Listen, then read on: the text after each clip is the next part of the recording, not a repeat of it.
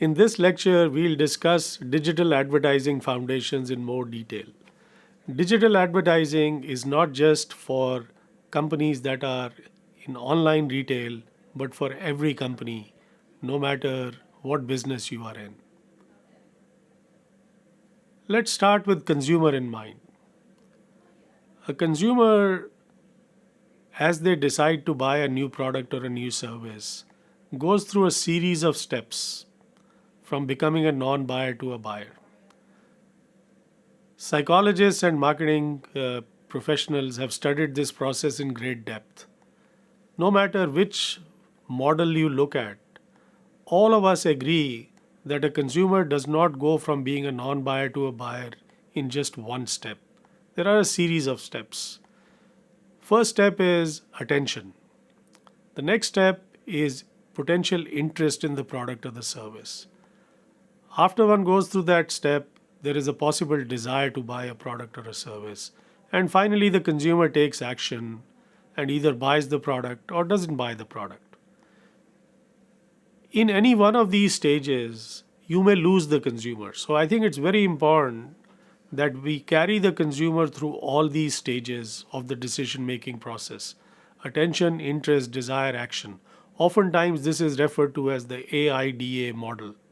If we split this process into two key steps or two key parts, the first three steps can be classified as creating demand, and the last step can be put as capturing demand. If we think of classic marketing, the demand is created by TV advertising, through billboards, through newspaper ads, and then the demand is captured or harvested through the use of coupons, end of aisle displays, shelf talkers in the store, or an in store salesperson trying to convince a potential buyer, to buy a car or buy a new appliance.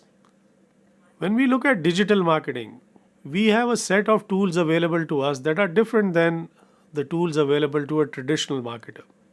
And it has to influence a number of decisions. It has to influence the decision on whether to buy, which brand to buy, when to buy, and where to buy.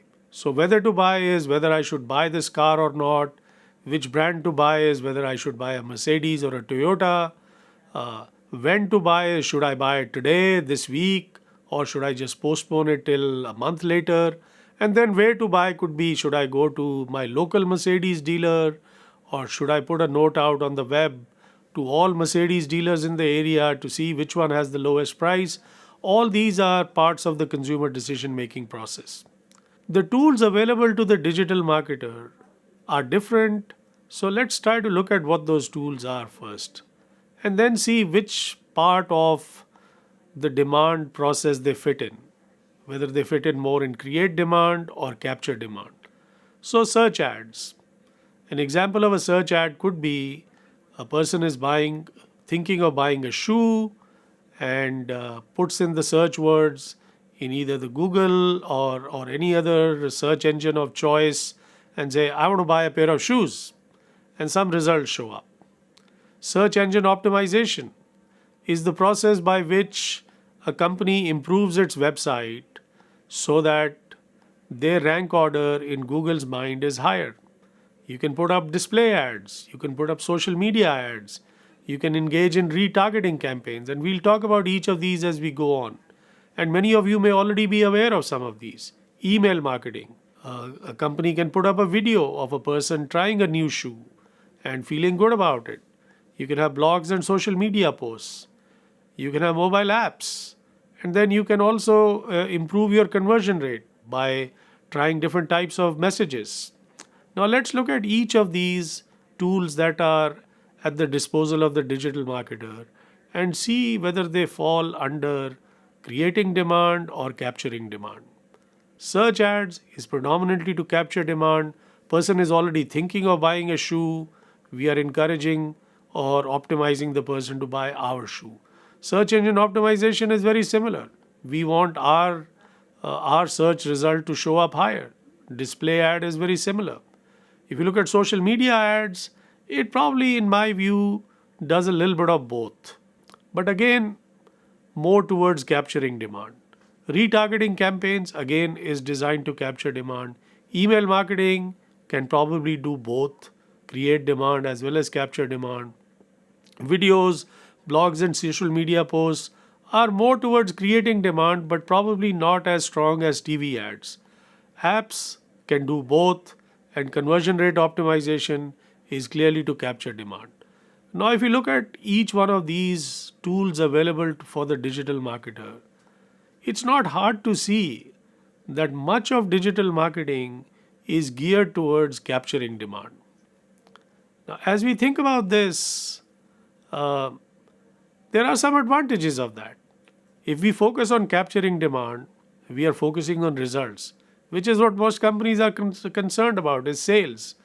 We also have better measures because we are focusing on some end goal, and if done properly, can be very cost effective.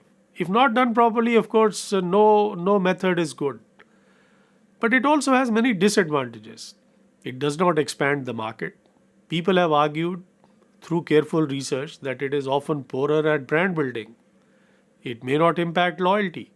And it also is what we'll call as a waiting game. It's the customer has to figure out whether they want to buy a shoe or not, and then we influence their behavior by bringing them to our side. But we are not urging the customer it's time to buy a shoe. It's mostly when they have decided to buy a shoe, they come towards our side. So I think one of the challenges in digital advertising is how does one go about designing holistic campaigns from start to finish that don't just focus on capturing demand, but also focus a little bit on creating demand. If we put it that way, then if we look at a sample customer journey in the buying process, a customer probably, let's say there is a banner ad, the person clicks on the ad, visits the website, maybe fill a lead form, and then we'll follow up with a sales call.